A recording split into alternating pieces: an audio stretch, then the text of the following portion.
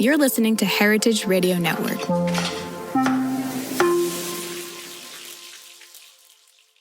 Today's program is brought to you by Korin, a supplier of Japanese chef knives and restaurant supplies.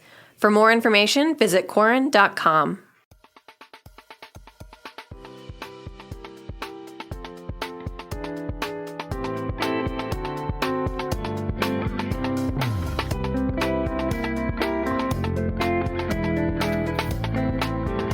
Good morning, everybody. This is Amuse News. I'm your host, RJ. We are here with a special guest today, Marisel Salazar. Hi, Marisel. How are you? Hey, RJ. I'm doing great. How are you? I'm doing well. Thanks for joining. It was nice. Just as a bit of backstory, Marisel came to an event that we had in New York for HRN, and we started talking. And now we're talking about your debut cookbook, Latin-ish, which comes out on October 20th. It's really it's interesting. There's an interesting story, and I want to talk more about it. And we have lots of big plans to keep talking about it. But I guess first of all, how did you end up at a cookbook at this point? You know, it's funny. I swore up and down, RJ, that I would never, ever write a cookbook unless it was so unique, really added some educational and historical value to the landscape. Because truth be told, the cookbook market is oversaturated. Mm-hmm. Everybody and his or her mom is coming out with a cookbook. And I frankly found them to be quite repetitive. They all started sounding a little bit similar. You know, here are the recipes that I learned how to cook through my family, or learning by my nona's skirts in the cucina. Mm-hmm. And it all started to sound the same to me. And I didn't want to be just another cookbook on the shelf without actually adding some sort of singular value. And when I recognized the idea for my debut cookbook, Latin-ish, I knew that it was the only cookbook of its kind. And it's not really based around me. It's based on unifying an entire gastronomy of American cuisine. And nobody was doing that. And I recognized this gap in the culinary education, so to speak. And given also my background, I knew I was the one to fill it. I originally started off as a food and travel writer. Then I came into professional recipe development. I've been a chef's assistant. I've been a cater waiter. I even ran a wholesale granola business, very underground. I've worked in so many different facets of food, but writing and cooking were my two best joys. So when I saw this idea for a cookbook, I knew I had to do it because it was severely lacking. And it's a huge part of American cuisine that's very underserved and under-celebrated. Yeah, that makes sense. That makes a lot of sense. And how was the process for you in terms of just getting to, a cookbook from an idea? Well, the idea that I had a strong idea. Latin-ish is all about how Hispanic food has changed, evolved, progressed, and developed and been influenced because of immigration, diaspora, geopolitical events, pop culture, the American influence. And when I had this idea, to get a little technical about it, I knew that I wanted the best chance of this book getting picked up and sold. So I went online to Googled, how do you write a cookbook and get an agent? And I piecemealed together a manuscript. Now, this is so dorky. I'm a writer, so I love writing, but I really love writing long papers, which is a very archaic form in this day and age because everybody wants things short. Yeah. I was a researcher in college. I went to Cornell University, so long papers are my jam. Wow. And with these manuscripts for a cookbook, you have to write about a 40-page manuscript with sample chapters of your cookbook and marketing plan. So before I even stepped my toe in the waters of looking for a lit agent, I did my best to write a manuscript with everything that I could find online. And then when I put it out there into the world, RJ, my network of writers and food media was just so wonderful and willing to help me, because they knew based upon my reputation that I probably had a good idea and it was, maybe something worth listening to. Yeah. Kate Headings is a former editor from Food and Wine. We connected, and I have to thank her so much for really just getting everything in motion. We connected. I told her my idea, and she goes, "This has to be told. This story, this type of cuisine needs to be put out there into the world. Let me connect you with my college roommate who was a literary agent."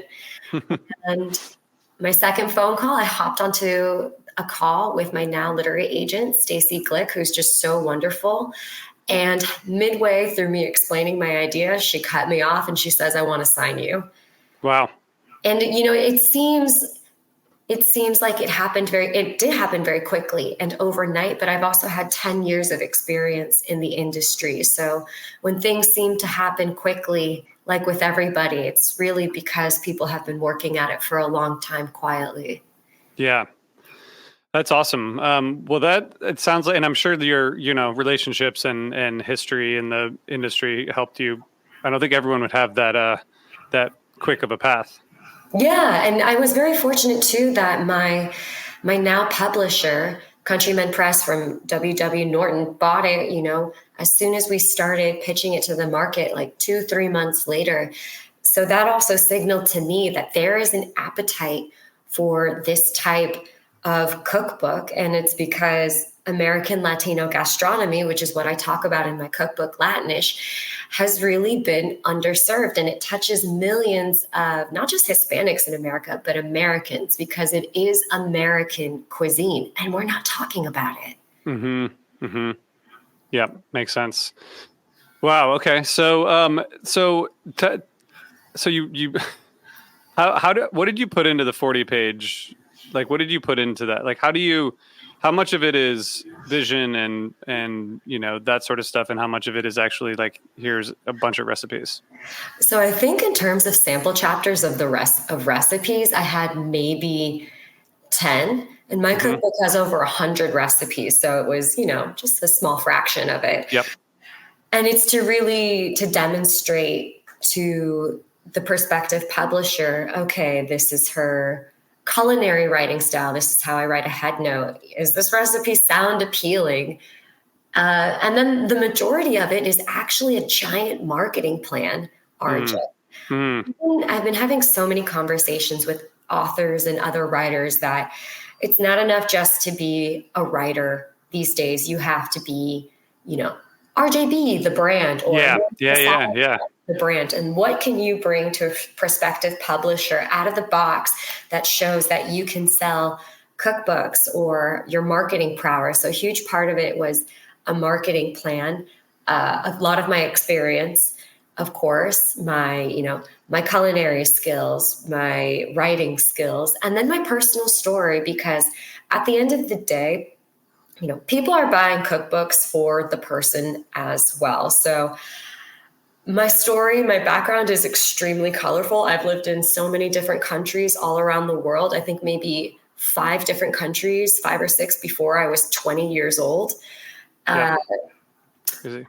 And I've gotten to do a lot of incredible things in my life. So, you really want to put yourself and bring yourself out in these cookbook manuscripts. 40 pages seems like a lot, but man, once you get going, you can really write.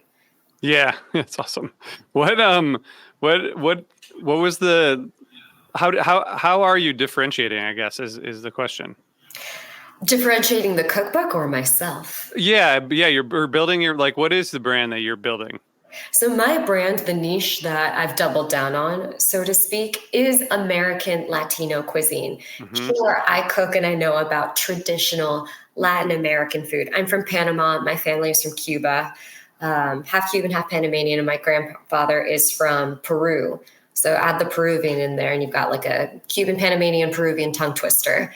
And I had always been fascinated during my time as a professional recipe developer for magazines about American Latino cuisines, the American influence on Hispanic food and vice versa.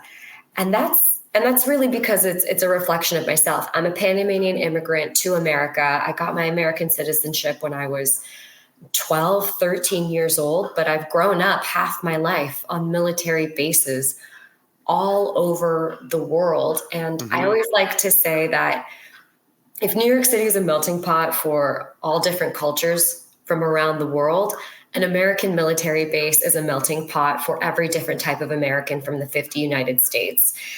And when I was living on these bases, Americans would, when we get together for dinner parties or potlucks as a kid, would bring a burrito recipe or a taco or, I don't know, a Mexican casserole dish. And they would say, this is a dish from my hometown in the States. This is a dish from, Arizona, from Midwest, Nevada.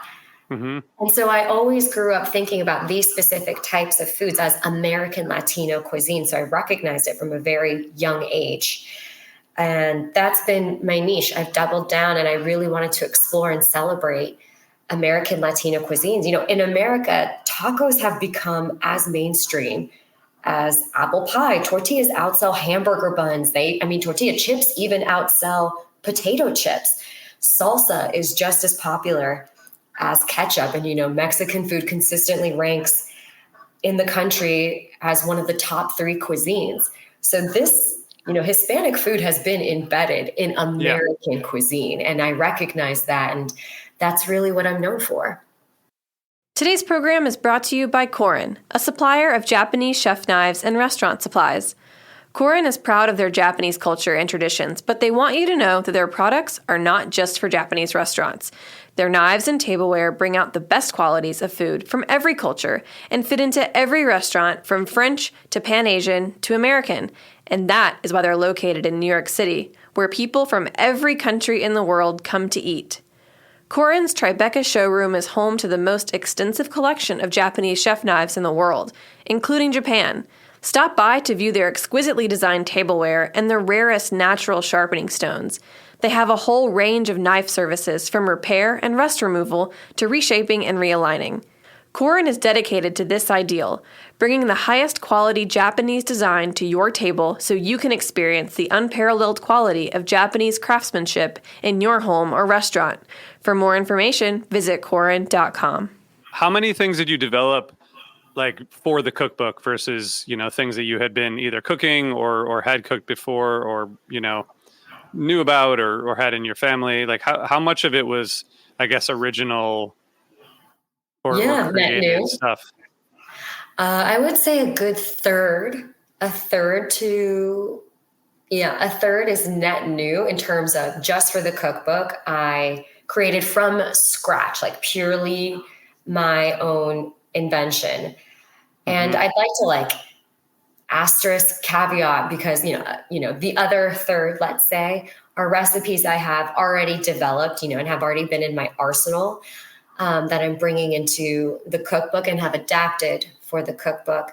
Mm-hmm. And a huge part of it is since I'm tackling a cuisine, an American gastronomy that has already existed for a couple hundreds of years, it's taking those recipes and adapting them to my style for the home cook and not even modernizing it, but modernizing in the sense of okay, this cheese that was used back 200 years ago probably doesn't exist. Use this American style cheddar or use this cheese from Wisconsin in order to create this dish. And what I mean by dishes that have existed already for a couple hundreds of years, nachos, for example. Nachos are maybe about, I want to say 80 years old. Wow. It's an old food at this point. Yeah.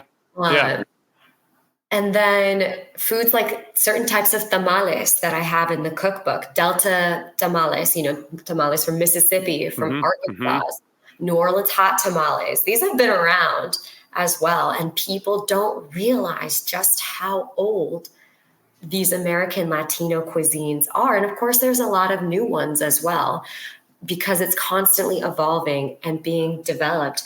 The movement out in California, for example, is a relatively new subset of American Latino cuisine. It's called Alta California cuisine. And there's this group of wonderful chefs that's really making progress in revolutionizing the idea of Mexican American food in terms of fine dining, using heirloom ingredients like heirloom corn from Mexico or having uni tacos or Wagyu burritos or very complicated mole fries that are actually quite beautiful. So it's an ever evolving cuisine, but it's got some really old roots. Yep. That's awesome. I appreciate all that. And so tell us about, I'm actually really interested in the marketing part. Like, how do you roll out a cookbook effectively, in this day and age when, like you said, it's so saturated? I'm so glad you asked that because I'm literally in the thick of it as we speak right now. It's what I've been doing every day, all day. As a cookbook author and as a food writer, you are more and more these days tasked with the responsibility of marketing and promoting your own cookbook. Even 10, 20 years ago, the publisher took a lot of that work off the author's plate, back when a writer could just be a writer and the marketing and sales and promo team really just handled everything. But to be quite frank, budgets are tighter in the publishing industry. Folks are worried about, taking a chance on a brand new author. So they're hedging their bets. But it's getting harder to sell cookbook these days. One, because the audience is really saturated. Two, because there is a lot of free content out there online. You could go to a blog from a blogger that you really love. I mean, I know I do. God bless these bloggers that are providing us these free recipes. You could just go onto a blog or something from the New York Times if you have a subscription. There's so much free content for someone to buy a cookbook, they're really invested in a couple of things. One, the exclusivity of it, the fact that these recipes are not online. Two, the author. How much do they like the author? Do they know about it? Three, the uniqueness of it. In addition to the recipes, what about the head notes and the introduction and all of the education that this cookbook provides that is not online? Four, pretty pictures. A cookbook is a lookbook. Yeah. And we eat with our eyes first. So if you want something on your coffee table or to get inspired, does it look amazing? Yeah. So I think about those factors, and I had to think about that when doing my cookbook photo shoot. And I'm very fortunate that because of my 10 plus years as a food writer and recipe developer in the industry, I have a lot of connections and have been on television many times before. I do television quite frequently as like a hired gun for SMT. So I also have that in my arsenal. And really, it's reaching out to editors, telling them about your book, reaching out to podcasters like yourself. And it is, everything matters. Facebook group book clubs I've been getting into. I'm having a conversation with a wonderful Facebook cookbook group club. Also cookbook clubs, the book talk folks on TikTok, social media influencers. There's so many things for you as an author to think about that you really didn't have to 20 years ago because the landscape was not the same. Yeah. And, word of mouth is always great. Utilizing your friends and family to be your marketing army is incredibly helpful. Right. So, that'll never go away, but at the same time, it's not enough. It's not enough. And I know that sounded like a lot for folks that are listening. It is.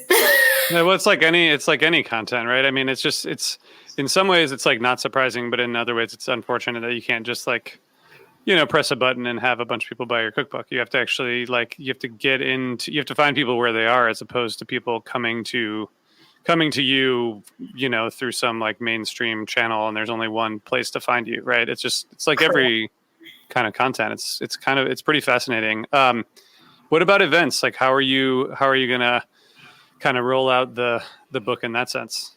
I am going on a book tour starting August 20th. We're kicking off here in New York City at Rizzoli Books at 6:30. So it will be the debut cookbook event before I go off to 8 other cities around the United States to chat with other independent bookstores and on some panels. It's great. My publisher, W.W. Norton Countryman Press, thank God that they helped me with this cookbook tour. I'm so excited about it because it also means I get to meet so many people in real life that I've had these online relationships with or folks who follow me on social media.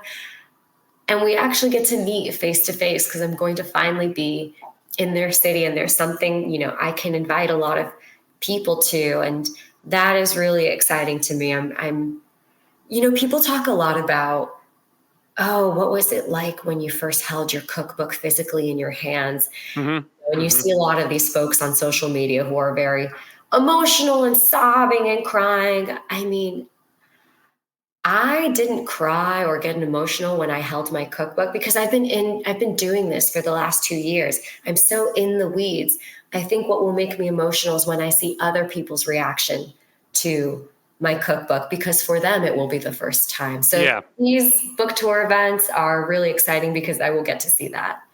That's fantastic. Thank you for sharing all that. I guess my last question is just, what have you learned? Oh my gosh. If you want to be a cookbook author, prepare yourself to do a ton of work. It's beyond having a great idea. A great idea is necessary, but start thinking about yourself as a brand, your social media following, your media connections, and how you're able to market yourself. And thank God I'd already done that for myself as a writer. But I will say what producing a cookbook has taught me is that if you are really passionate about something, and I'll end it on my favorite quote in the world, which was given to me by a food critic, Todd Kleiman, back when I was in college. And he was the former food critic of the Washingtonian in DC. Mm-hmm. And I was on the phone with Todd Kleiman asking him, how did you become a food writer? There's no roadmap for this. This is exactly what I want to do. And he said, Marisel, this road is going to be really hard. You're going to get a lot of no's. You're probably not going to make a lot of money. I hope to prove him wrong on that part. He said, what do you do when what you love doesn't love you back? You do it anyways. And I have carried that in my heart every single day as I was becoming a food writer. And I did become a successful food writer. And I feel it again now as I market this cookbook. I can't stop. I have to do the very best that I can with what I have. So it's going to be a grind, y'all. If you're interested in, wanting to create a cookbook, I'm also very open to chatting about people with it one-on-one. So if you DM me on social media at Marisel M. Salazar on Instagram or Threads or TikTok, I'm happy to chat with you. Awesome. Well, thank you. Thank you for offering that and for taking time and for putting this together. I'm excited to check it out. And I hope to come to the event in New York or maybe one of the other ones. So yes, I'm sending you an invite, RJ. Okay. Thank you. All right. Well, have a great day. And thanks everybody for listening. We'll be back later this week.